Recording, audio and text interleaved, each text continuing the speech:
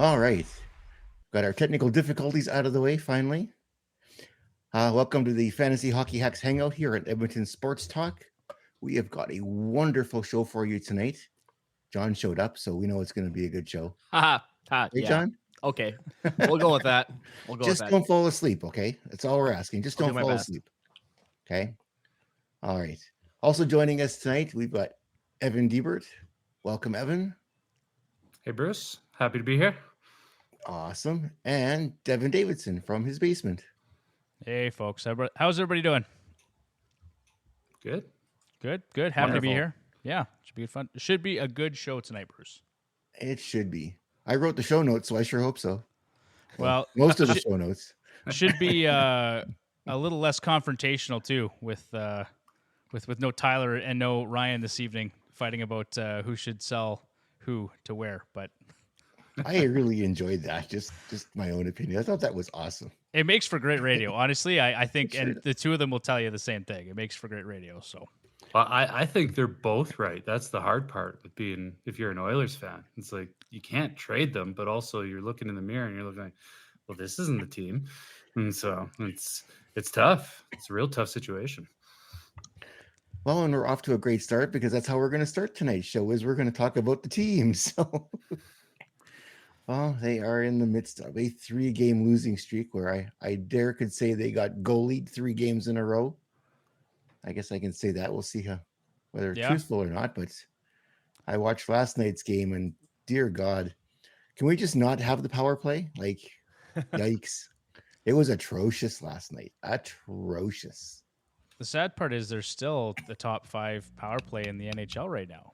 They're like, I don't know. It was strange. It was like it should have been automatic because the Islanders are missing 3 of their top 4 defensemen. Yep. 3 of the, yeah. So they were missing their entire second pairing and 1 out of the third pair they were missing. Yeah, brutal. Not good enough. I mean, to give up a shorty. And then the Islanders, too, scored 2 power play goals. So the penalty kill, like, just special teams sucked last night. I don't think Stuart Skinner was so much the problem last night, but he was definitely the problem in that Tampa game. Like, the Oilers looked great. We talked about this in past shows. Yeah. They looked really good. They put a club record 57 shots on goal. They did get goalied. Vasilevsky was fantastic. Stuart Skinner was awful. The entire team was terrible in that 5-1 loss to Florida. A 3-1 loss to the Islanders, I guess, whatever, it happens. But, man, they're just... I've had enough. I've honestly just had enough of this team at this point. I don't know how you guys feel. Just not good enough. And Stuart Skinner has the league's worst goals saved above expected. This is courtesy of Money Puck. I saw that. At -12. That is even worse than Antti Raanta, who just got waived by the Carolina Hurricanes. And here we are thinking we can ride Stuart Skinner to a Stanley Cup parade at a -12 goal saved above expected. I'm sorry. It's not going to happen. And I'm just so tired of the narrative that, okay, they've got Pickard and they've got Skinner now. And now we have time and we can wait until the All-Star break and we can like, guys, do something, right? Like, support this team, because if you don't win this year, I'll tell you what, there's going to be some changes, and you're going to have a really tough time signing Draisaitl and McDavid if things go downhill after this season. Yeah, it's going to be really interesting to see what happens if this doesn't improve, because they are, I think I took a look here, they are 6 points out of a playoff spot, I think, out of the first wild card spot. 7 as of last Is night. it 7? Okay, yikes! Like, it's They got 2 games in hand though, so, and they're chasing the Coyotes, so it's within. Yeah, I know, but it's within grasp for them.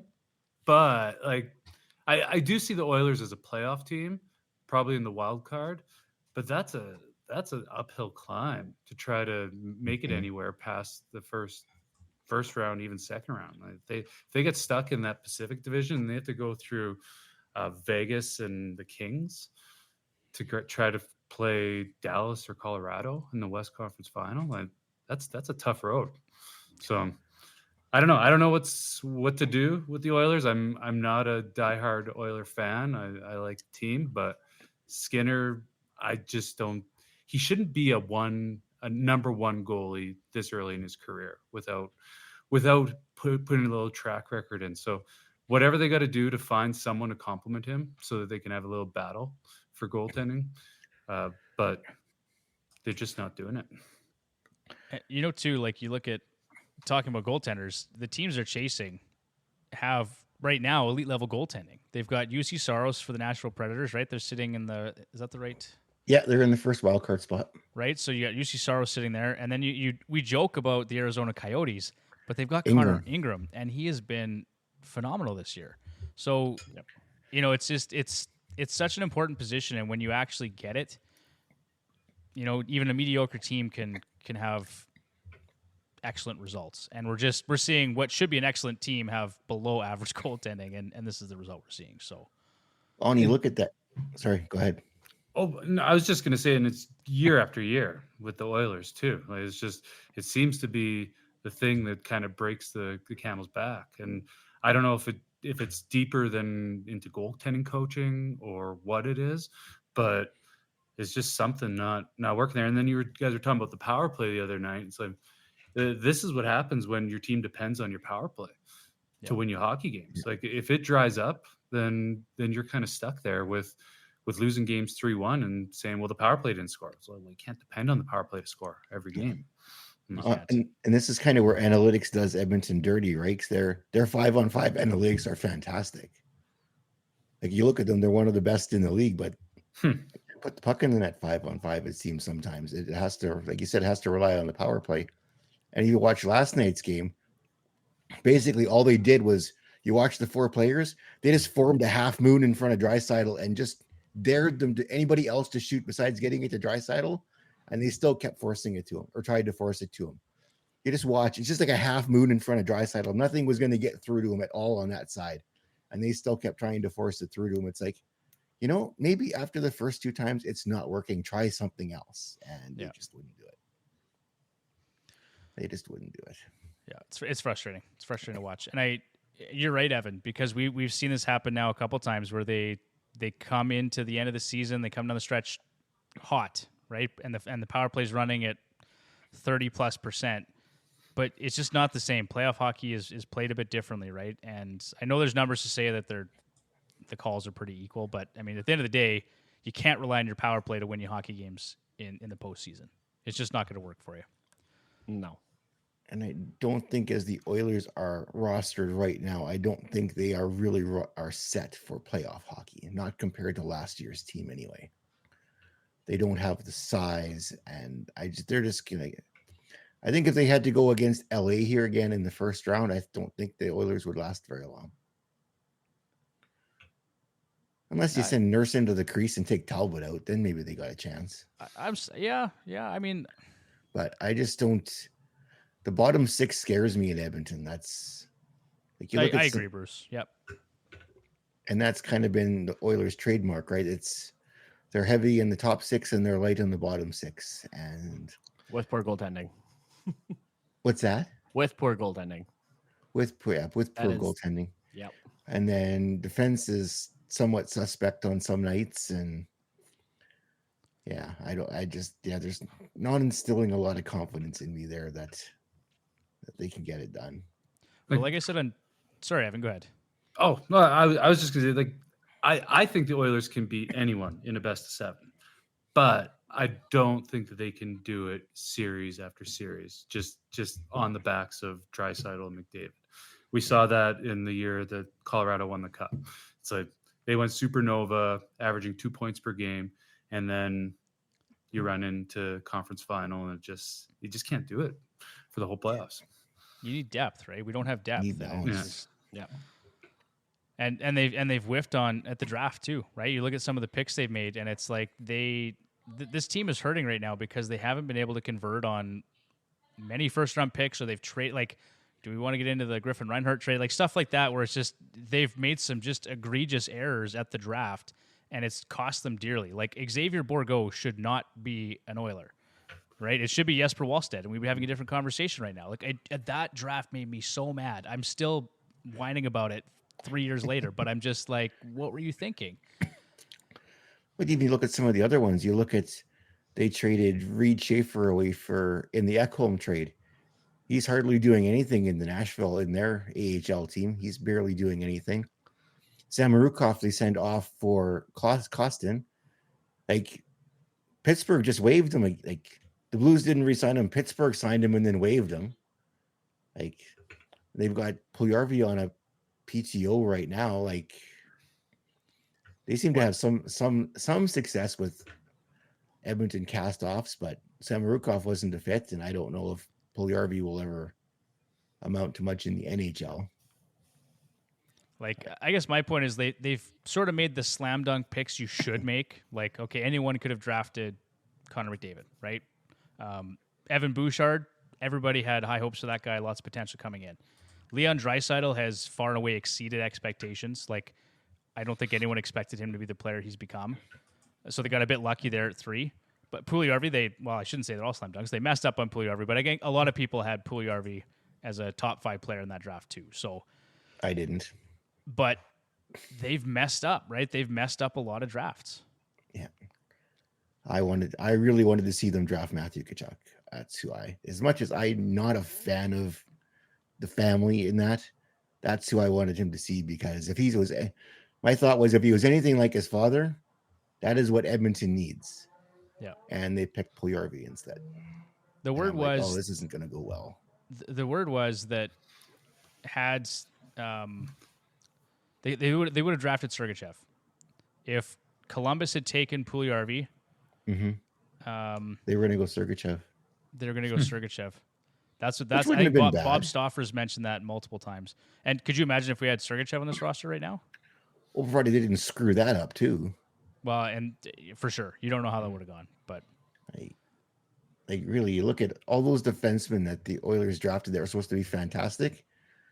There's only really 2 left, and one's got his foot halfway out the door already. Bouchard's the only one that's really amounted to something. Basically, Broberg is going to be shipped out probably, I'm guessing, with or without Campbell, but we'll see. Evan, what's your thoughts on Broberg as like a dynasty guy? What's your view of that player right now? He was always kind of like, the skill set was all there. Like the skating was good. His instincts were okay, but he just had the toolbox was good, but the tools was good. The toolbox wasn't that great. I found that he, well, for one, being stuck in Edmonton behind Bouchard, that puts a limit on his value when it comes to fantasy hockey. But yeah, he just hasn't really flourished to become like a good professional in the NHL. And so whether it's, the ice time he's given, it's tough. It's tough to become a defenseman in the NHL when you don't have like the right opportunity that comes your way. Yeah. Well, the only other defenseman out of that group they drafted, I guess this was pre Holland, was Ethan Bear, who looks like he's going to sign in Washington. Caleb Jones is playing third pairing press box for Colorado. I don't think did we really miss out on Caleb Jones? Like, to me, he was always kind of a 6-7 at best, right? Like, I had lots of hope for Ethan Bear, and I think he got shafted here at Edmonton, I think. But you know what, Bruce? You look at the way he's been deployed in other NHL clubs. It's not just Edmonton. Like, Ethan Bear has now bounced around a few different clubs, and he's been waived, and no one's claimed him. Like, I don't think it was an Edmonton specific issue. He had 1 or 2 good seasons, but I don't know. There's something there with that player that just, it's not working, right? Yep. Well, maybe Edmonton should stop drafting defensemen. No. Like, they can't seem to pick a good one, so stop doing it. It's like I don't know. It's frustrating for sure. They got to poach the Duck Scouts somehow for drafting defensemen. No kidding, right? They've got it figured out. Yeah. Oh, Jamie Drysdale could be available. Yeah. They got all those other young defensemen coming up. They might make Drysdale available. I'd sure like Minchikov on this roster, but that's not happening. Well, you never know. Make a blockbuster Drysdale and Gibson and just go for it. So why is because I know was LA talking to the Ducks, and there was one other team that was like, there's a couple teams that are sniffing around Gibson right now. Like, is that not a goaltender the Oilers should be looking at? They can't afford him. They got There's to ways to ship make out a it- there's major ways- contract to make that work. They can make it work, Bruce. Ship a Vander Kane back south, and There's ways to make it work. They just refuse to get creative. They refuse to do anything. Get a third party team involved to like. It can happen. It's like for whatever reason they refuse to get creative. We've seen it happen lots. UC Saros, if you want to swing big, like yeah, why not go for UC Saros, right? Try and make something happen. At this point, any pick or prospect in this organization is fair game. And outside of like the top 6 and a couple select defensemen, it's like anyone should be available. well, it'll be interesting here for Edmonton in 2 years when Bouchard's contract comes due. The way he's playing. If he keeps playing like this, he's going to be a 5-figure defenseman, and the Oilers won't have that to spend on him. So you might get Minchikov. They might, because Well, his contract would be cheaper.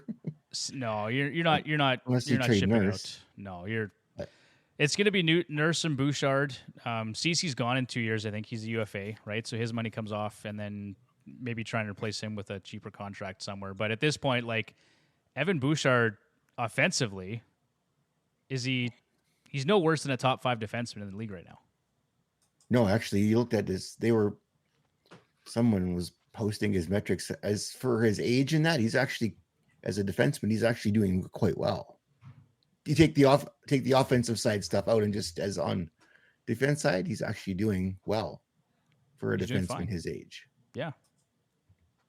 Like I think a lot of he's a good defenseman. That's but there is the McDavid, Draisaitl, Edmonton power play bump. Like that's the scary thing here. It's like, if you're gonna give him $9-10 million a year down the road, could you get that same production from a guy for 6 that's just as good offensively? But it's a bird in the hand. So he's good. He's got a rocket of a shot. I wouldn't dog on the guy, but he's definitely with his offensive stats a product of that power play. And I'll agree. I'll agree. Yeah, Right? of Like course, there's some inflated numbers given who he's playing with. There's no doubt about that. But I mean, I don't think Barry's had the same level of success on that power play, right? Like That's what I was just going to say. You look at Barry's numbers for the time he spent there, and you look at Bouchard. Bouchard's definitely better. like he has more tools, right? He has he can get the shot through, and he has a rocket of a shot. Like not a lot of guys have both of those capabilities. They can hammer it, but it's like they can't get it through, or vice versa. And he has that ability. So I don't know. To me, I'm a big pro Bouchard guy. Like you got to make that work. He's a good young stud defenseman. He's the closest thing we're ever going to get to Cale Makar or any of these other young guys who can actually put the puck in the net, right? I still don't like the guy. John, it's so good to have you back. It's nice being here. We beat that horse enough. Should we move on to the next topic? I guess. Has everyone sufficiently complained about the Oilers? Anything else you want to talk about? But it's a little different tone from last week, riding the 9-game winning streak. Eh? Oh boy, it's a roller coaster around The here. ebbs and Evan, flows. Yeah. Oh, that's okay. The next topic focuses on some of the issues that Oilers are having too, and that's we go to around the league here is goaltending, just league wide here. I was just as I was typing these notes up, I'm looking at the Oilers have got goaltending issues. Carolina's got goaltending issues. Detroit has got issues after tonight. So here's a list of the goaltenders that are presently injured. Aiden Hill, Logan Thompson as of tonight. He's day-to-day. Carter Hart, Jake Ottinger, Joseph Wall for the Leafs, Gibson, Huso, Alex Lyon for Detroit. And Reimer did not look good tonight for Detroit. Mm-hmm. Grubauer for Seattle, Anderson for Carolina. Ranta has been sent to the minors. Copley, although he's a backup for the Kings, he's on LTIR, so something happens to Talbot, they've got nothing there too, right? And then you go through the list there, the Devon of those worst goaltenders, they aren't even injured, and there's not a whole lot of good goaltending right now in the NHL at all. And then for fantasy, you got to try and pick these guys that aren't getting lit up every night. Like, how many guys got pulled the other night? 3 or 4? Like, it was... Yeah. It's just brutal, right? So you got these teams that need a goaltender. Like, you've got Buffalo, Montreal, and at one point Carolina that had 3 goaltenders now have 1 or less. Vegas doesn't even have an NHL goaltender right now with Thompson being out. They are going to be rostering 2 AHL goaltenders here for the next couple of days. It sounds like it's just yikes. Like the goalie carousel continues. Yeah. Well, I'm surprised no one took a flyer on Ranta being on waivers. I agree. Yeah, it's he's been a steady 1B for Carolina for a while. Like injury concerns, are always going to be there with the guy, but at $2 million, capable backup or even a number 3, and if he does get sent down gets waived again and sent down, his cap hit is really only $1 million because you got to bring someone up for that too. So it's a really reasonable price point, and he's a $915 career goaltender. Yeah, like it's. I agree. I thought somebody would have taken a chance on him just given the goaltender landscape right now. I think I made the joke. What was it on Sunday, or was it everyone's waiting for Martin Jones to get waived for the Leafs? Probably. That's no joke, Bruce. That's a realistic possibility because his contract is half of what Ranta's is, and he showed last year playing for Seattle that he can still play.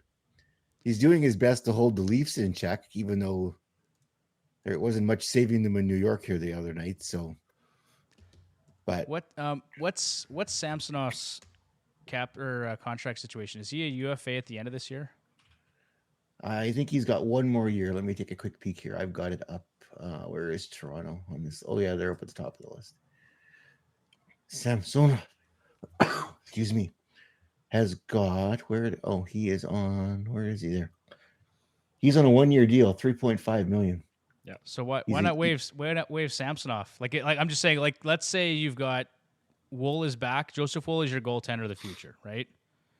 Martin Jones has been great, and they've shown that he's actually historically been really good with new teams, at least short term. Yeah. Why not, if Joseph Wool is healthy, make that guy your starter, waive Samsonov, keep Martin Jones where he's at as your backup, and roll those 2 guys out there, because you're not keeping Samsonov beyond this year anyway. I don't think. No. Yeah, I don't think they're keeping him either. I think they might re-sign Jones again because Jones played well in New York, even though they didn't play well in front of him. He played great in that Pittsburgh game, although I think in that game probably the Marlies probably could have beat Pittsburgh in that game too. Pittsburgh didn't show up for that one, but like I said, he showed last year in Seattle that he can more than hold his own still. So that'll be interesting to see how that shakes out. Like he's got 255 goals against and a .930 save percentage with 1 shutout in 4 games. Yeah. Yeah, he's been great coming in. And it's an interesting idea, Devin, because it's maybe not waived, but I would dangle him in a trade. Sure, yeah. Oh yeah, try and get something for him, right? Like clear that cap. Yep. Yeah, and go big fish hunting at the deadline again for the Leafs. Because what did you say, Bruce? What's his contract worth? 3.5. Yeah, just over 3.5. 3.55. And then I don't know what Jones is at, but I mean that's exactly right, Evan. You can save some money, maybe like you said, go big game hunting at the deadline, and like then you've got good solid goaltending, and you can improve other areas of your roster. Samsonov's kind of shown throughout his career, like I don't think he's a reliable option. He's been all over the place. He's streaky. He's been really good and then really bad. That's why injury Washington concerns too, right? Like he's had injury concerns at times. So yeah. Well, and Joe Wall's the guy. Like I think they were just they were bridging Samsonov to kind of see if what they have in Wall is what they thought, and I think it's pretty apparent that he's going to be their guy moving forward. So yeah, you could cut that weight. I don't know, just a thought. I mean, it might be a little bonkers, but I'm just thinking outside the box here. Look at that list of teams that are looking for goalies too. Like that's and it's like I'm sure like Vegas and Dallas aren't looking for a starting goalie, but Seattle, Grubauer hasn't been great since he's been there. Carolina, like desperate for a goalie. So yeah. And I read today that the Devils are not expecting Dougie Hamilton back for the regular season. They figure he'll be returned probably for the playoffs. So if they throw him on LTIR, they got $9 million to go goaltender hunting. Yeah. And that's what they need, right? So what would it take to pry Gibson out of Anaheim? Timo Meier hasn't been playing very well. Maybe they take Meier's contract. Like, hey, Devils could be a very interesting team to watch in all of this too. They're going to have cap space, and they've got some good young players and picks too. They could use to swing to get themselves a goaltender to get themselves back in it again. Yeah. Hey, quick shout out to our buddy Blake who is watching the stream. So, not sure if you guys noticed that. I put him up on the screen there for a minute. Yeah, there you go. Give him a good little wave. Absolutely. Yeah. Good to see you, Blake. Beat the goaltenders enough up. We probably should move on to the next one now. Although goaltending hasn't been one of their strengths either this season. So Buffalo Sabres are the latest team to have their fan base calling for a coaching change. So they're 7th in the Atlantic right now after they would hope was a big step forward this season, which has not happened. Is there anything wrong with the Sabres, or are we just expecting too much from what is really a really young team? I think it's a young team that's kind of finding their way through this, to be honest. And then, this was actually a topic of conversation in the preseason. How is the goaltending going to perform? And I've said it a million times, and Evan, you probably feel the same way. Devin Levi is an elite level prospect, but he's going to take time, right? He's not like most goaltenders take until they're 25 years old to really develop and be a reliable option, and he's not there yet. And UPL's got limited starts. Eric Comrie's not a guy that you're going to, sit and rely on either. So it's just one of those things, and we've talked about it lots. Bad goaltending can sink you. So here we are, right? And it, again, just a young team trying to work their way through it. But Evan, what do you think? I'm a huge Levi fan. I actually picked him up in our dynasty league from one toe kick save in his first World Junior game in that tournament they lost to US in the gold. But yeah, it seemed like a Hail Mary for Buffalo to hang on Devin Levi, that he could take this team and take them to the playoffs, where historically no goalie has ever really done that coming out of college, or it's been years. Even Ryan Miller, the Sabres alumni, he spent 3 years in the AHL too, before he became starter there. So yeah, and it puts you behind the eight ball. You start the year off with some not so great goaltending, a few losses, then all of a sudden next comes a couple injuries. So like Tage gets hurt, and you're starting the year without Jack Quinn. But the thing with Buffalo that I have such a hard time is that we do this every year. Every year is like, oh, is this too much expectations for a young team and all that? It's like, when is it just eventually you just say, well, this team is just, I don't want to say cursed, but yeah, they're just, well, but you look at the roster and it's just like, man, like they should be better than they are, but they're missing the ingredients, like you said, Devin, like the goaltending, and then the defense is still growing up as we go here. But they do have a lot of good young pieces, and Benson and Quinn and Peterka. And so I still have high hopes for Buffalo, but must have been lofty to think that they were going to be something different than what they've been for the last decade or so. So here's interesting. I've got the roster brought up here. So Tage Thompson's 26. Dylan Cousins is 22. Tuck is 27. Middlestad's 25. Benson's 18, Krebs 22, Jack Quinn's 22, Peterka's 21. Is Jost even playing in? Jost is in the press box. Like, most of these kids are under 25. Hey, Bruce, sorry to interrupt. Yeah. We got about 15 seconds. We got to head to break here. So, but yeah, let's continue that conversation on Buffalo here just after the break. Sounds good. Okay, see you guys shortly. We'll be back in about 2 minutes here.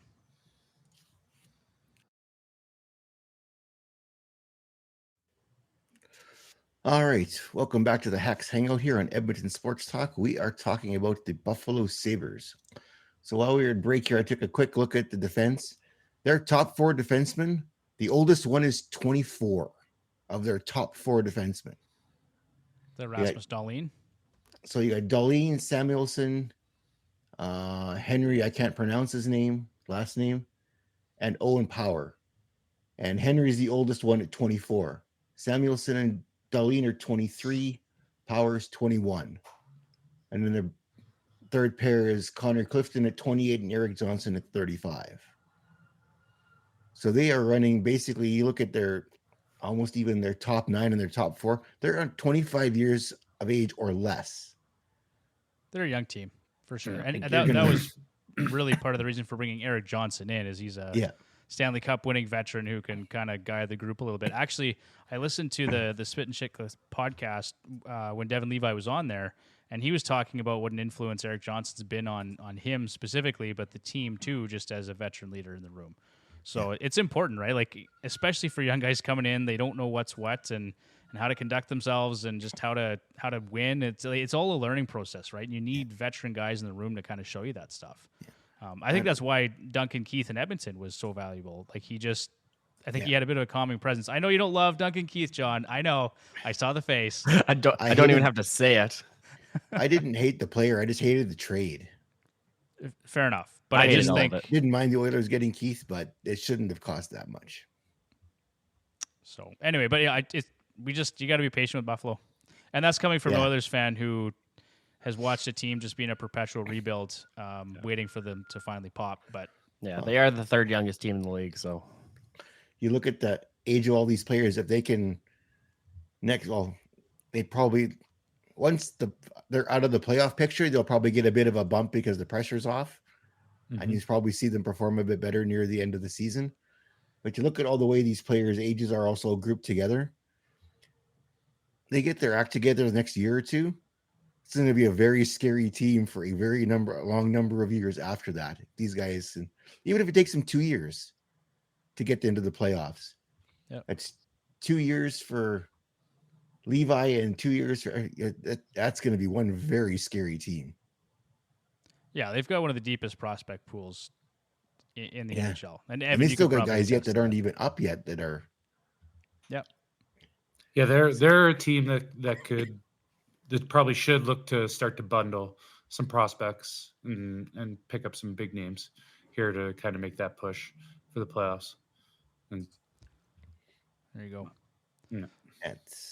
So hopefully the fan base doesn't get its wish and they don't stay the course. They got to think probably a couple more years of ups and downs before they get it all together, and it's going to be It's going to be fantasy fun to watch that team. If last year was any glimpse of it, right? Could be a lot of fun. Well, Pacioretty, what do you think? I have him on one team, so I hope Mr. Pacioretty does well. Although he is coming off he tore the same Achilles, was it correct? Yeah.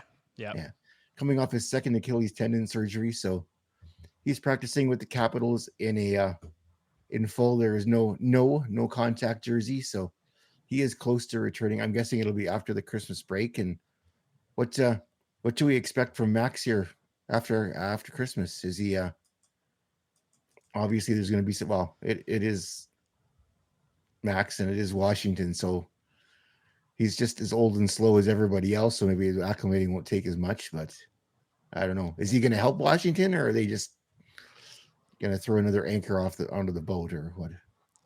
I think we got to temper expectations a little bit. Like, the one thing I really like about Pacioretty is over the past 4 seasons, his shot rate has not been below 12.1 shots on goal per 60. Like, he's always been amongst the league leaders in terms of shot rate.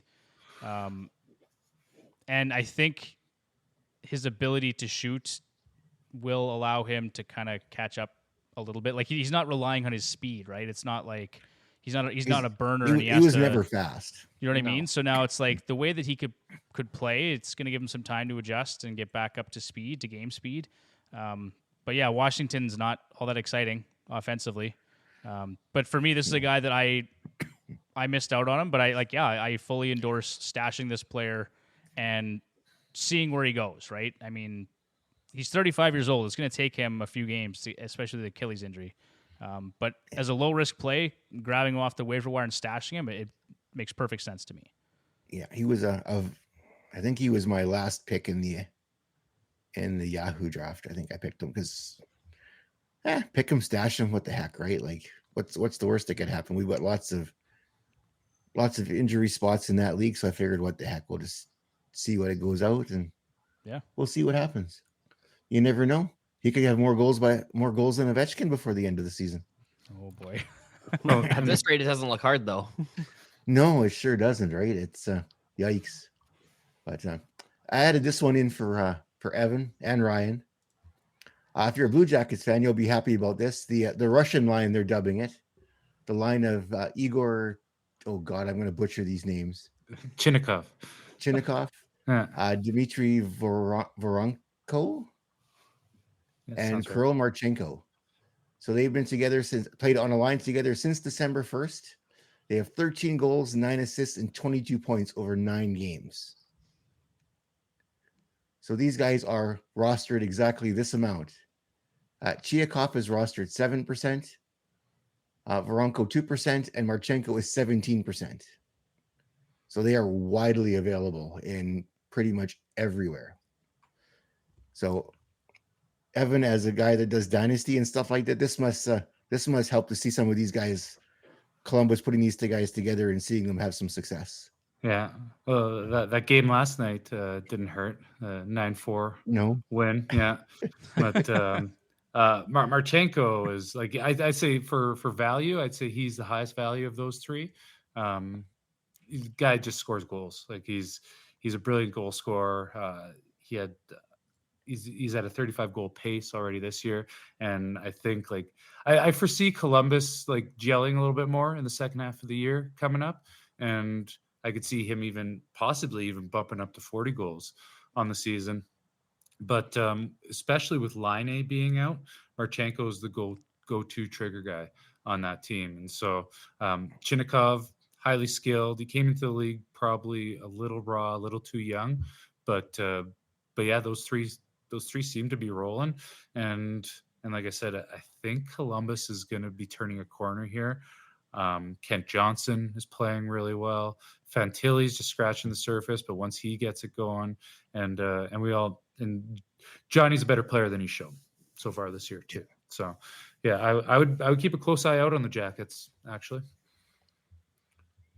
Tyler's already probably just making notes. He'll see the notifications right away. He'll be picking up some players.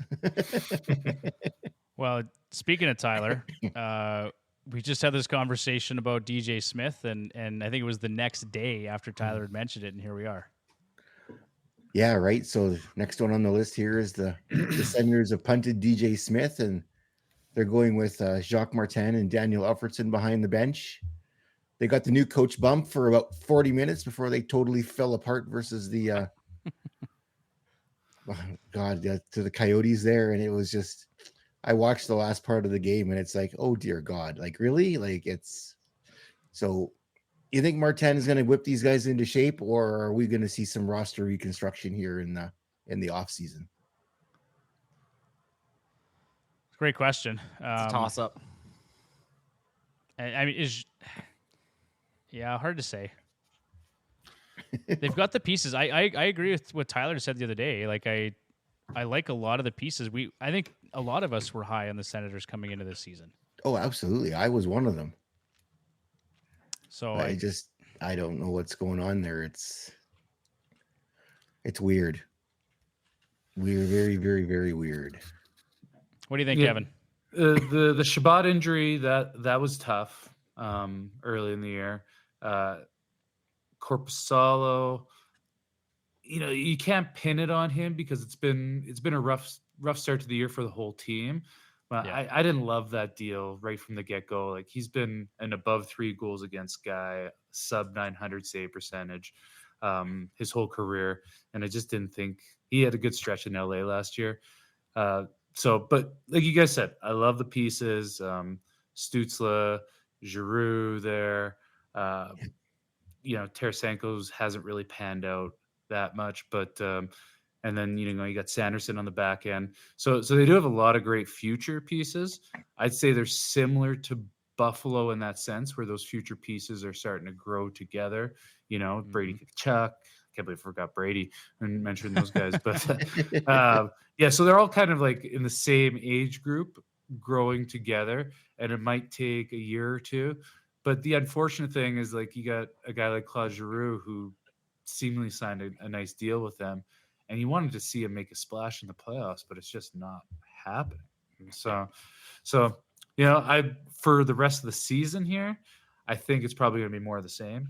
To be honest, I think it's just probably not the right ingredients to make it, and maybe just one more year to grow as a team.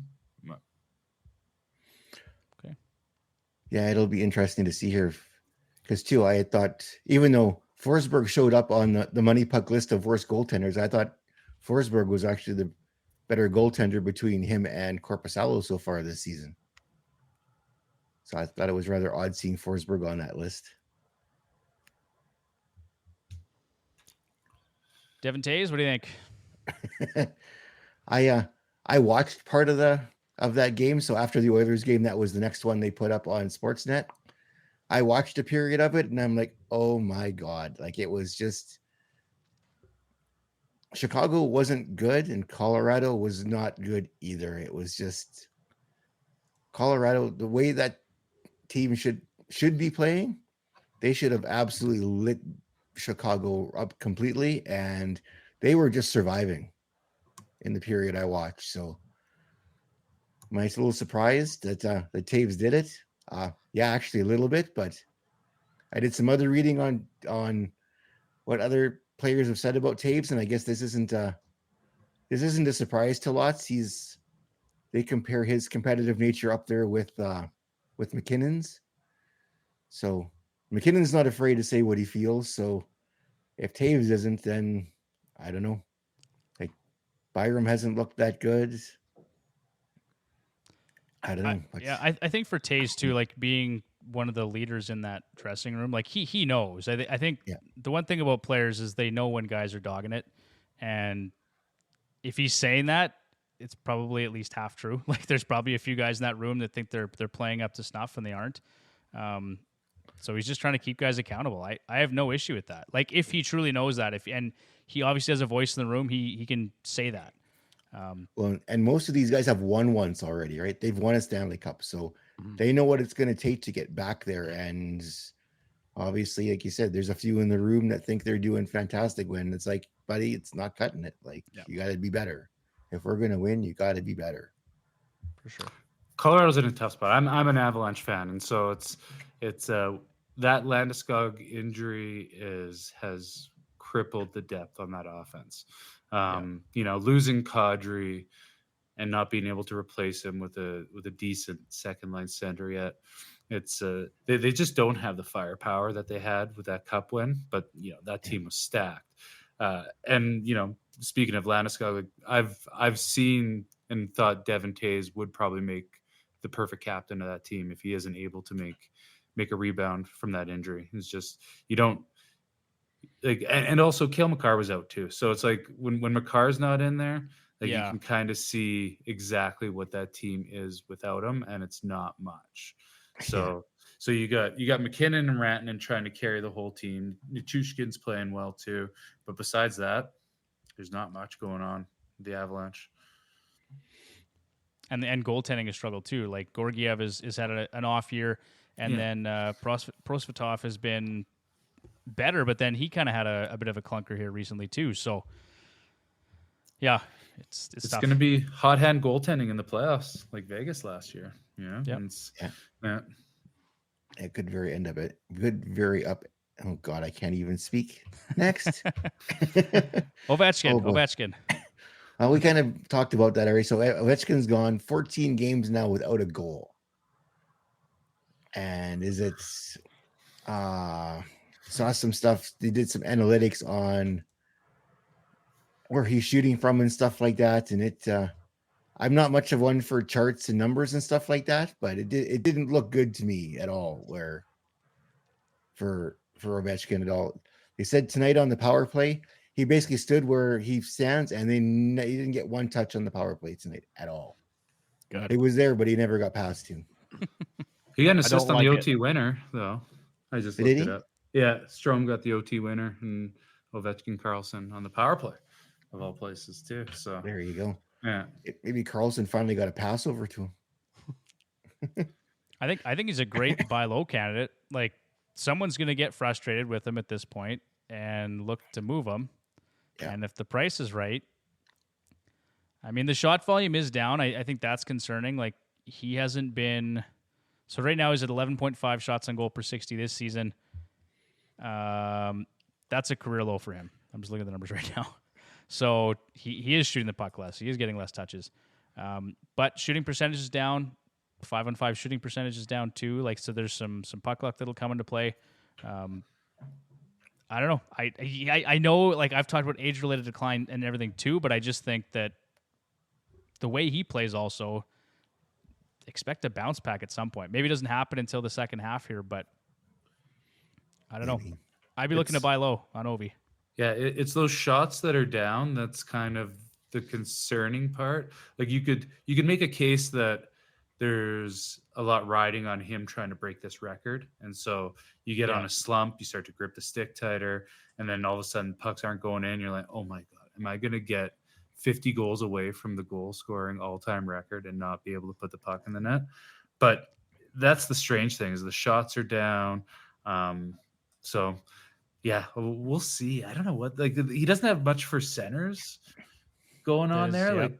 Right, like he's missing Backstrom. Kuznetsov is MIA this season. It seems he spent some time in the Dylan press Strome. box, and It's got Dylan Strome. Yeah. But from all accounts, that those two don't mesh well. Caps fans have been calling for him to play playing with Connor McMichael. So yeah, we'll see. We'll see. They got to shuffle the deck around, but maybe with Pacioretty coming in, we can solve something there. So figure something Yeah. out. Yep.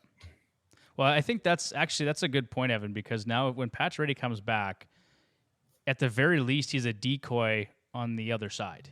yeah, Right? So now it's not like, yeah, okay, we know Ovi's there, but now there's a threat to score elsewhere. And maybe that opens up some space for Ovechkin on the power play. Like, I'm telling you, it's going to happen in a few weeks. He's going to pot like 6 goals in 2 games, and we're sitting here going, oh, Ovi's fine, right? It's going to happen. I'm telling Yeah, you. he's gonna get to the point where he's gonna get mad, and he's just gonna start hammering pucks at people, and it's gonna start going in for him. Well, I hope so, because my fantasy team needs him. He didn't forget how to shoot the puck, Bruce, right? Like he's a career No. 13% shooter. Right now he's at 4.6%. So No, someone's got to get him the puck, and I think that's the problem, is they can't reliably get him the puck so he can make that shot. I'm saying he's not getting 30 this year. He only needs like 25, doesn't he? 25 more the rest of the way. He'll be fine. Right? I'm being a pessimist. I don't care. He's ageless. He'll be like That's Yager 40 until goals, he's that's the like rest of it. 51. Yeah. Speaking of players that have come back from injury, after tonight's loss to the tonight's loss to the Jets, the Detroit Red Wings are now 1-6-1 since signing Patrick Kane. So did Kane screw up the chemistry, or is the Red Wings just kind of retreating back to what we expected them to be? Personally, I felt like the Red Wings were outperforming expectations. Like I thought the expectation would be that they'd improve this year, but I not to this degree. That wasn't my personal expectation on this team. But now I think they're dealing with goaltending issues. Like Lyon was actually playing great for them. He should have been given more starts, wasn't. Now he's injured. Hughes, I think we can all just safely say has been a disappointment. And James Reimer is James Reimer. He's been a career trash. Yeah, there you go. But he's been a tandem, I think, at best. Yeah. Right? He's not a bona fide starter for your roster. I don't know. Looking at Patrick Kane, to be honest, he's got 6 points and 2 goals in 8 games. He's playing over 19 minutes a game. He's 35 years old. He just had hip resurfacing surgery. I think it's important to be patient with him. He's playing at a 62-point pace. Shot volume is good. I don't know that like to put this on Patrick Kane, I think is kind of silly. I haven't watched a lot of Red Wings games, to be honest, but I have to think that they're going to be And okay. they've had other injury issues too, right? So They lost Larkin for an extended period of time. Yep. Confer's been out back and forth, so that's their top two centers. So they got issues there too. Perron is in the press box because of his idiot stick move there a week or so ago. Like, so Bruce, take away McDavid, Leon Draisaitl, Stuart Skinner, Nugent Hopkins, or other depth winger. Like you're not going to win a lot of games, right? They're dealing with some stuff right now. yeah, like if you took those players away from the Oilers, you have an AHL team basically. They're not going to win a lot of games. Not going to win a lot of games. Yeah. Yeah, I think it's just bad luck since the signing. And we'll see. We'll see if they can bounce back and get back to form. But like DeBrincat's clip early in the year, that was a sell high moment. If someone had the guts to trade him when he was leading the league in goal scoring and things like that. But Kane's looked good so far, and I expect him to continue. He might even get up to a point per game pace by season's end here. So there you go. And they get some bodies back. I think they'll be better, especially if they can get Lyon back and get him in the net. He did well for Florida last year, and he did well here for Detroit to start the season until he got hurt. So, and it's it's a tough division though. Mhm. Like that division is just those top four teams. You have Bruins, Tampa, Florida, Toronto. It's to break through those four is a tall task. And the Red Wings, they were looking like this could be the year. Maybe another year after this one, but they decided to go for it with Patrick Kane, which is low risk because there's rumors that they even talked if they were out of the playoff picture that they have a deal with Kane that they'll trade him at the deadline too. Yeah. So it's they're only worth a 2 shot. points out of a wild card spot, right? So it's not like it's over for Detroit. I mean, they got but some look how stuff close they're all dealing those teams are. Like Pittsburgh's at 31 points, Montreal's 32, Detroit's 34, Jersey's 34, Tampa's 35, 36, 37. Like that's close. That's close. I can't believe Montreal's hanging with all those teams this year.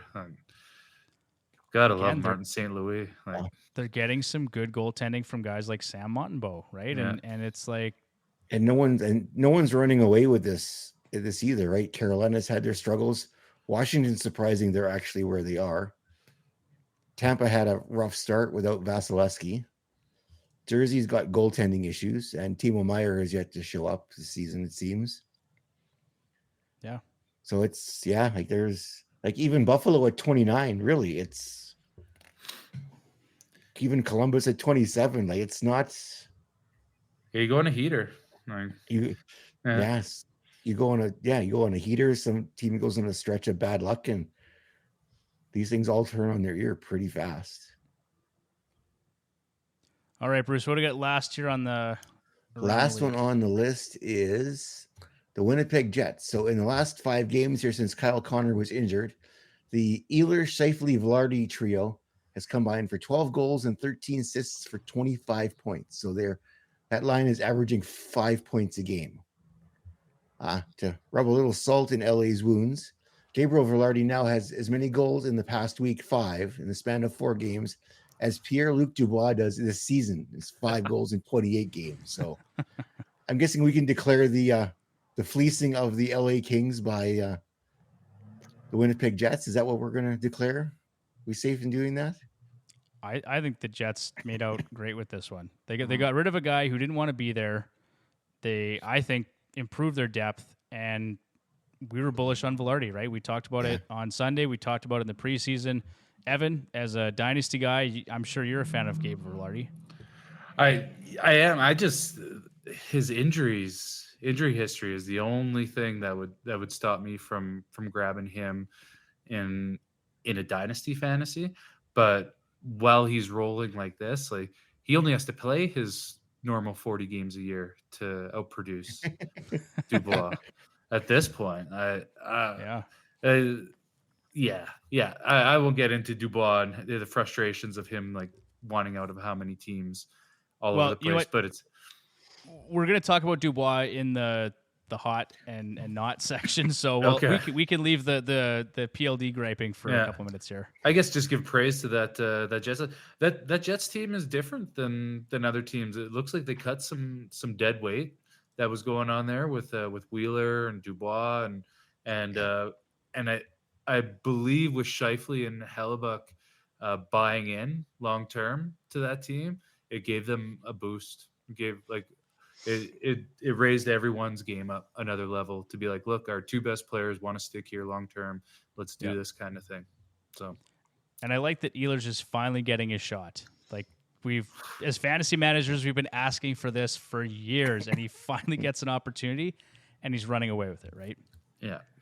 No. And by all accounts, I know some people that know Rick Bowness personally, and he is just like an excellent guy. And so like I think they got the right guy to man the ship too. I've heard that from even because he was in Dallas for a bit too, right? And I Yeah. think they had lots of high praise for Rick Bowness, but I don't know. He was hell bent for a while on not putting Ehlers in any sort of position. I know we've talked about that too, and that Ehlers likes to play a certain position on the power play, and that's Scheifele's spot. And but now with a loss of personnel, it's like, sorry, buddy, you got to play power play one wherever we put you. So, Well, He's training. imagine Jets keep rolling like this with that top line, and then you can put Connor down with Perfetti, and now you got a lot of Oh firepower. my. Yeah. And Perfetti's a great player. Like he's a dynasty pickup for sure. And so, but yeah, Jets will be an interesting one to watch coming out of the Central this year. Yeah, they're a good team, and like I said a million times, when you have elite goaltending, you can go far, right? Yeah. And they have that because Hellebuck has been one of the best goaltenders this season in the league. Well, Again. over the last 5 or 6 seasons, Yeah, right? Like year in, year out. He's been, and that's hard consistent to do in the league nowadays, like year in, year out goaltending like that. yeah, very much so. All right, that unless if someone else has got something you want to add, that's pretty much all the stuff I threw in there that came out of my brain. No, nothing else, Bruce. I'm just gonna maybe jump in quickly. We've got about a minute before our next break here. Okay. We're not going to do Ask the Hacks tonight in our typical fashion, but if somebody I could throw a couple of questions in there. Well, maybe let's see how much time we got, because we got quite a few players on hot and not to talk about too, right? So we'll have about half an hour when we come back from the break. So if there's any questions, I guess we can talk about them, or if somebody wants to comment in the YouTube stream, feel free. But I was just thinking of the effort to fill some time here before the break. That's all. It was nothing. Oh no, we got about 30 seconds, and then we're gonna have to make our way out. So, no, that's all I got. Be quiet, Bruce. Now we got 20 seconds. Didn't even look at my last trade request, man. Like me or John? Must have been John. That would have been me. Bruce doesn't send me trade requests. He was on IR at the time, so he probably didn't even look at his team. So. All right. Okay, boys. 5 seconds here. We'll be back in about 2 minutes. We'll go through hot and not. And welcome back to the Hacks Hangout here on Edmonton Sports Talk.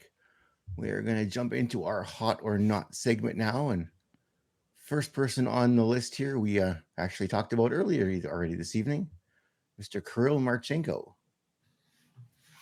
So he had his hat trick here against Sabres. 6 goals in 7 games. Top power play unit. I should let you guys talk about him because I think Tyler picked this guy up already, didn't he? Did he? Well, that wouldn't surprise me. We probably don't have to talk about him too much more. I mean, he's available. Was it 17% now? You said in Yahoo, and I think roughly 50-some% in Fantrax. But just want to give him some love, of course. So I think we could probably move on to the next guy here, because we've given Marchenko plenty of love already. So all right, next guy on the list here is a bit of a blast from the past, Mr. Adam Henrique of the Anaheim Mighty Ducks. So he is rostered 9% in Yahoo, 20% in Fantrax. So his low shot volume, 1.6 shots on goal per game, is inflated shooting percentage. Ooh, 20%. I like that. It's a nice-ish, Bruce. Nice-ish. Pretty big red flags for Henrique. However, 9.7 goals in the last 10 games. He's worthy of a stream for the time being. Cherry on the top is that the Ducks play 3 games all in week 12 on off nights. So, Devin, you picked him up already? No, I have No? not. waiting But I till just think Sunday? if you're no, I think I actually did grab Troy Terry, who was the other guy here I wanted to mention. 40% rostered in Yahoo, 74% in Fantrax, and he finally appears to be busting out of his slump with 6 points and 3 goals in his last 5 games. I had drafted him actually originally in our ESPN league a bit later, and he just wasn't panning out. The whole team has looked a little bit clunky at times. But he's finally starting to figure it out. So, and he's right wing eligible, which, if you play fantasy hockey, that's typically a more difficult position to fill effectively. So, Unless you're on my team. unless you're on Bruce's team and you hoard I right have wingers. I have a glut of right wingers and I have no left wingers. So There you go. So Troy Terry, I think take a look at, and then Adam Henrique too has been really effective lately. But then more than that, it's just those 3 games on off nights in Week 12. Really going to help you optimize number of starts you get in Week 12. yeah, those off night games are nice, and the Ducks I think they've got the best off night schedule for the league this year, I believe. Forever, they're just going to have the best off night schedule. Yeah. There you go. All right, our next guy on the list is Mr. James Van Riemsdyk of the Boston Bruins. So he's quietly off to his best offensive season since 2021. Excuse me, when he played at a 63-point pace through 53 games. CJVR is getting plenty of time on the power play, although limited time on ice overall, under 14 minutes. 5 points, 1 goal in last 4 games played. So I didn't even realize he was playing in Boston. Figured it out, Murray. I totally missed that. I'm like, I actually had to look this up so I knew what team to say because I didn't realize he was playing in Boston. Well, he's got 21 points in 29 games this year in Boston. Yeah. JVR. Nice. Yeah, talk about trading in a better team to play for, going to the Bruins, and like you said, he's playing third line minutes, but getting some second line power play time. It's a great year. I would definitely take a flyer on him. He's producing, and if there is an injury in that top 6 on the wing, I can imagine he's probably the first guy that gets picked up and gets brought up there. Next thing you know, you might be playing next to Pasta, and so it's no. No, they don't have a good pickup for the Bruins. Yeah. There's not a ton of options, right? Offensively, like he's going to get opportunities, especially if there's injuries. Like he's right there. So yeah, I guess that's who they got when they lost out on Tyler Bertuzzi. yeah, I guess kind of a bit of a stopgap for them, right? So they could make it work with Bertuzzi, and you got to grab somebody. So yeah. Next guy on the list here is Igor Sharangovich, Calgary Flames. So he's rostered 35% in Yahoo, 47% in Fantrax. So our prediction for Sharangovich this summer was 42 points and 21 goals to date. The former Devil is playing at an 82 game pace of 49 points and 28 goals after posting 19 points and 11 goals in his first 32 games. Since November 1st, the 25-year-old has produced 17 points, 10 goals in 23 games, a 36 goal pace over 82 games. That's a whole tongue twister, that whole sentence. Are you struggling over there? Expect that pace to slow, though, as Sharangovich has been converting at a career high of 17 points. That's not even that high. He's not even at 20 yet. Well, that's his career high. So for him, that's a stretch, but he can get it at 20. Come on. You can do it. Exactly. My point there in these notes was that I don't expect to see Sharangovich at a 36 to 40 goal pace the rest of the way. So if it happens, great, but I just that shouldn't be the expectation in my opinion. Yeah, he's got 5 goals in his last 5 games, so that's going to be tough to keep up, that's for sure. Oh, he's playing on the top line too, is he not? Yeah, he's playing with Lindholm and Manjapani. Like I like the deployment, top line, top power play. Yeah. But he's a slick player. Like he's been a pleasant surprise for the Flames this year, that's for sure. And their professional scouting did a great job in that Toffoli trade and to scoop him up. They thought that they reached a bit and traded him a bit too early, but he's looked really good. So he's got some nice hands and a great shot. So I don't, like he might be scratching the surface here, Devin. He might be a 30 goal guy this year. Who knows? Well, it'd be a great surprise for them, and again, that's why I wanted to bring it up is because he's he was good in Jersey at times too, right? I think he given the right opportunity, but Yeah.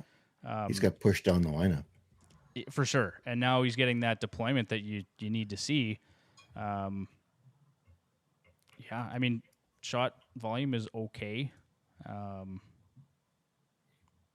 Yeah, I'm just looking at his stats here to see if there's anything that's really like no bad puck luck. Actually, and secondary assist percentage is pretty low. So with a bit of puck luck too, you may see some additional points, right? Just come from this guy. Really interesting. Well, they need somebody to score because Lindholm and Huberdeau don't seem to want to do it. Kadri's better, but he's had his issues. Has Mangiapane scored a goal yet this season? I'm sure he has, Bruce. Yeah, but he had a good stretch there earlier in the year. But, But you don't seem to hear about him though, right? Like you hear about Sharon Govich, you hear about Zari, you hear about is that Pospisil? You hear about all these guys, but you don't hear anything about Lindholm, or you hear about Huberdeau, but it's not good. Remember when Mangiapane scored 35 goals and everyone was talking about this guy as an option to play for Team Canada? Yeah. And I just remember shaking my head. Like, I don't know what Kool-Aid they're drinking, but I'm sorry, Mangiapane is not a Team Canada guy. Like, that's just not happening. No, that's if there was like a C or a D team, maybe, but not A and B team. No, there's too much talent ahead of him to do that. And this is going to hurt me, Bruce, but we're going to talk about another flame here on this list. I see that. Mackenzie Weegar, 87% in Yahoo, 90% in Fantrax. Where's Tyler when you need him? He should be reading these. So Weegar's been playing at a 62-point pace since October 29th. Provides outstanding category coverage with nearly 2 hits per game and 2.5 blocks per game. Weegar's 10% ish is roughly double his career high, so expects some regression long term. He was getting some power play exposure too, was he not? He was, yeah. He's on the second unit right now. So Anderson's back on the first and Weegar's on the second. Yeah, but they've also been bouncing around with Hannafin too. So Hannafin is getting power play one time for a stretch there. I don't think they really know what they want to do. And they don't have a bona fide number one. Like, they've been kind of giving it to Anderson almost by default. But yeah, Weegar's shown, like, when he was in Florida, there was times when he played power play one and filled in nicely, right? Yeah. And Hannafin's no slouch at that spot either. So they can play the hot hand there if they want. For sure. I like Weegar for the category coverage. Like, if you're in a bash league, 2 hits, 2.5 blocks, like the offense to me is just gravy. If you're getting that kind of offensive production from Weegar, he's a must roster player, right? And given his percentage of ownership, that makes sense, right? No, most definitely. Yeah, agreed. Next guy on the list is turning back the clock, Mr. Jonathan Quick.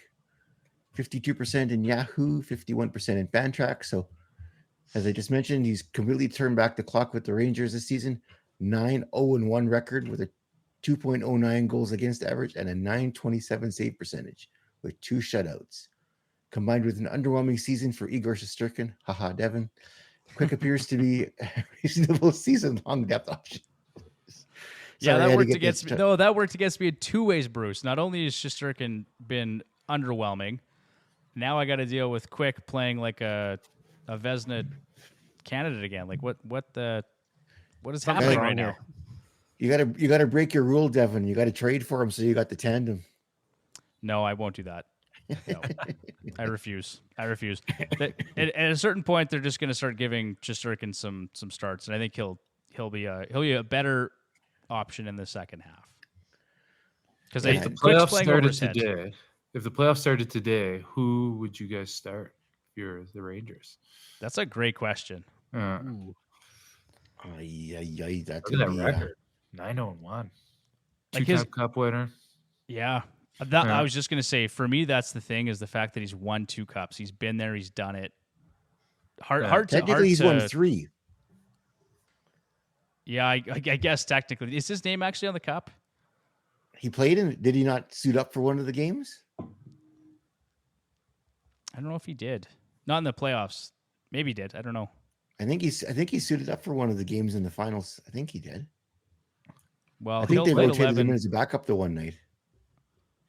Oh, in Yeah, I don't- Vegas. Yeah. In Vegas, Vegas, yeah. yeah. I was just don't wondering know what what the the hell you're requirements are, talking and maybe his name is on the cup, right? Like, Yeah. because I think Brossoit got his name on the cup too, didn't he?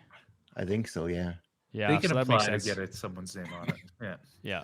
Yeah. If I was Vegas, I would have done it. I would have applied to put his name on there. Yeah, why not? I like that question though, Evan. That's But this is- really interesting.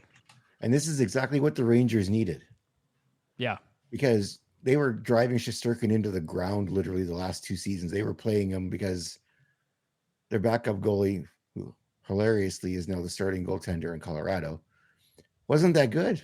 So But he They were- was good the year that he pushed Shesterkin to be a Vezina too. Like he played fairly decently. So I think Shesterkin needs. I think like all starting goalies need someone breathing down their neck a little bit, to bring the most out of them. But and yeah, Quick's a it's great a person nice- to do that. it's a nice tandem for New York, and yeah, they seem to have it going on like on all fronts there. Huh. Yeah. His name is on the cup. okay, Yeah. confirmed. Yeah. Yeah. I'm looking at a screenshot. It is there. There you go. Speaking of the questions, Bruce, our buddy Blake Creamer. So if you don't know, anyone listening, Blake is one of he's a friend of the show. He's been on here regularly, actually, and so Blake, we'll have to try and get you Absolutely. back on here again in the new year for sure. But Definitely. Blake says, "Boys, where you at with Ovi and Matty Tkachuk? Buy lows or stay lows?" Well, you missed. We talked about Ovi. I said buy low for me. I would say buy low too. Yeah, I agree. Stay low. Okay, so you got 3 buy lows and 1 stay low, and then I Matty just Tkachuk. don't like the guy. He's just a classic John line, yeah. We've talked about Matty Tkachuk this season just being that he's having a rough go.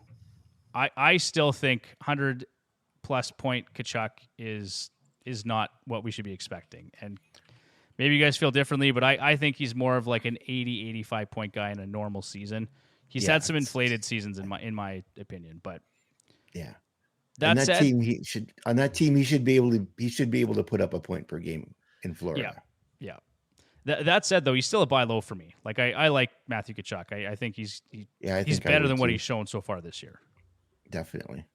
Yeah, the supporting cast hasn't been great in Florida so far this year too. So adding Rodriguez to the lineup and getting used to that. Barkov hasn't been the same for a couple seasons here, and just getting Montour and Ekblad back going. So definitely buy low on Matty Tkachuk. He's not staying low.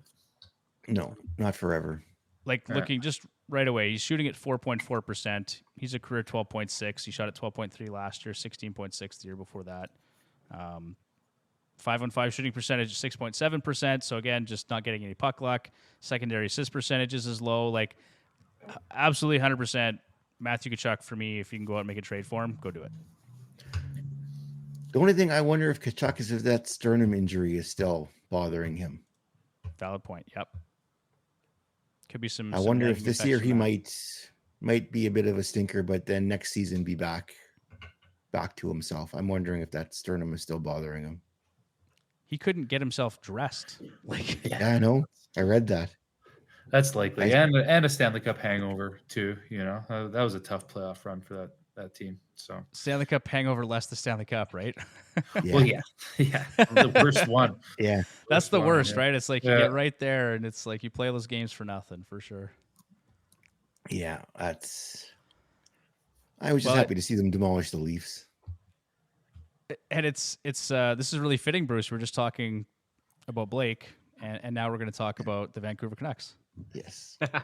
You want to do this one because Oh he's man, your this favorite. This has become like my shtick since the summertime. So, Evan, I probably haven't told you about this, but we did an article, right? Top 5 fantasy busts for the upcoming season, and Yeah. Andrei Kuzmenko was right on that list. And really credit to Blake because he was talking about some of his numbers, and I looked at the analytics and went, holy crap, this guy like was performing way over his head last season, right? Like historical highs for a player in shooting percentage and all these things.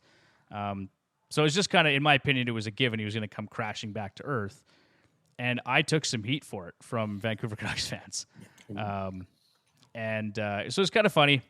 But now looking at it, he's been benched. He's been inconsistent. Like, it's been a really, really rough season for him. I joked in the notes that he's our favorite whipping boy. I'm not a Canucks fan. Like, I have no dog in the fight on this one. I feel a little bit vindicated because I took heat for it, but like, this is regression slapping us in the face. Brock Besser stole his mojo. Yeah. Yeah. And his shot rate got worse. He went from 1.8 shots on goal to 1.4. People were saying in the offseason, oh, he's going to shoot the puck more. He's going to shoot the puck more. Just you wait and see. And it's like, okay, well, I'm waiting for it to happen. Ice time's fallen off by roughly a minute and a half, and he's been benched multiple times. So for me, and I actually drafted him in a couple leagues, just hoping I was wrong about the regression. That's a guy, that's maybe a stay low for me. Yeah, I'm curious what Tocchet has to do with all of this. Not to say that Tocchet's to blame, but he is dead set on dressing the best lineup night in, night out. And if you're not going, you're not going to be playing. And Kuzmenko's been the odd man out in that. And I'm curious what his stats were when Tocchet took over versus when Bruce was coaching the team last year there too. And so well. And Bruce is a fantasy-friendly coach, right? Like anyone that, if he's coached a team, it's like you kind of know that those guys are going to get their cookies, and Tocchet, apparently not so much. No, there's structure there, and that was kind of the implication is that Kuzmenko was more of a floater than a worker, and Tocchet doesn't like floaters. Yeah. So well, and I should even say that Tocchet's not fantasy-friendly because we're seeing the best of Quinn Hughes right now. And we're like, there's some players that are excelling, right? But interesting. But yeah, that one's, that was one we kind of, you want to be right, but you're kind of hoping you're not going to be right. And then it wasn't even just, we're right. It's like a slam dunk so far. I think you could put Kuzmenko to bed as like ice cold this year. Like, he needs something to, and there's no trading him. Like, it's just, I wouldn't say they're stuck with him, but it's like, he makes too much money to trade. You can't waive him.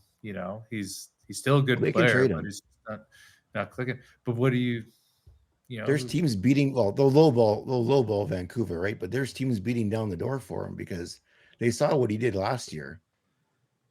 But they saw the underlying numbers. Trade him if they got a decent return. They know it was a mirage last year. They're not going to go spend a bunch of money for Kuzmenko. Yeah, if Devin knows. I know. If I know, it's like if I know. All right. Well, we've beat on him enough. Let's move on to the next one. Mr. Timo Meier for New Jersey Devils. Been a rough season for Timo. 0 points in his last 9 games. The former Shark is on pace for just 39 points this season. After scoring 40 and 35 goals over the past 2 seasons, fantasy managers are no doubt disappointed and shocked by the lack of production to date. Equally concerning that Meier's shot rate has dropped to his lowest point since, I'm guessing that's 2019-2020 at just 2.8 shots per game. It's better than Kuzmenko's. Double. Time on ice is down even at even strength as a power play. Underlying numbers suggest regression is on the way, but how much longer can fantasy managers wait? Yikes. And he was a guy I was actually thinking about trading for earlier in the season. Wanted to get into some of that magic with Jack Hughes and that. And you just shrug your shoulders to Meier in Jersey that he's a different player than he was in San Jose. It's just, I don't know if it's because he was the big guy in San Jose and now he's kind of just part of that middle nucleus, but the numbers aren't clicking. 11 points, 23 games this year. I would hold out a little bit longer in hopes that maybe they try something with him, with Hughes or Hischier or something like that. But it's not looking good from that first year of a 8-year, $8.8 million contract. Well, great point. So making that much money, the Devils are very much invested in making it work with Timo Meier. So they're going to give him every opportunity. And you drop that player, Bruce, how many times has this happened to you or I? You drop a player, and the next day he puts up 3 points. Oh, absolutely. Absolutely. Happens to me all the time. Yeah, almost. That's almost like Murphy's Law. Yeah. Sure. Devin and I do it to each other. He'll drop a guy, I'll pick him up, and he'll go on, and it's the same thing, vice versa. I we was do it looking to for each other. a goalie last year, and you dropped Vanacek, and then Vanacek was Yeah. actually pretty good down the stretch for me. So yeah, Yeah. it happens, right? You just know what's going to happen. Yeah. So And Verhage was the reverse, right? He had a slow start. Yes. You dropped him. I picked him up, and he goes to score on to score 40 goals. good Lord, yeah. It's just it's how it works sometimes. So the Well, we love got of fantasy sports. We got one more guy that we've kind of maybe beaten a bit already, or beaten up a little bit. But Evan, I think you want to talk about PLD a little bit. Yeah, let's beat on him some more. Yeah, it was more of just with just him, the way he left Columbus, and then he comes to Winnipeg, and I will give him credit. He was honest. He's like, I'm basically said, I'm not going to be re-signing here long term. So he facilitated a trade, kind of like how Kachuk did out of Calgary. So it was nice of him on that. But then he shows up in LA, and he's just not producing, and so he signs the big ticket contract. Expected to be that elite second line center there, and 36-point pace through 27 games this year, being outproduced by one piece of that trade that went back to Winnipeg. So he's finding himself on the third line. Philippe Dagnon's taking a spot on that second line. He couldn't mesh with Kevin Fiala. Like, who can't mesh with Kevin Fiala? Like, one of the best passers in the league. So yeah, I don't know exactly what we got with PLD. Like a 63-point career high. It doesn't scream elite. No. And so if he can't even sustain that kind of in today's high scoring NHL, 1 year or dynasty, I'd be steering clear. Just a note, Iafallo has 15 points on the season, so he actually has 3 more than PLD too. So they're both outscoring him. Yeah. Oh, jeez.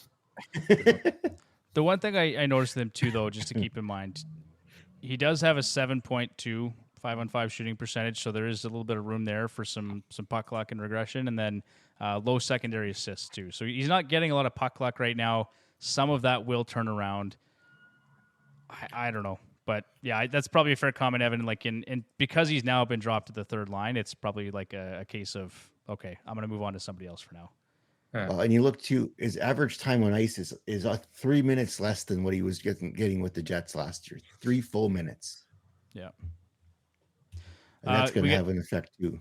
We got 4 minutes to the end of the show here, guys, and 2 guys left. So maybe let's spend a couple minutes on each of these guys. All right, Let's do it. Next guy on the list is Kris Letang.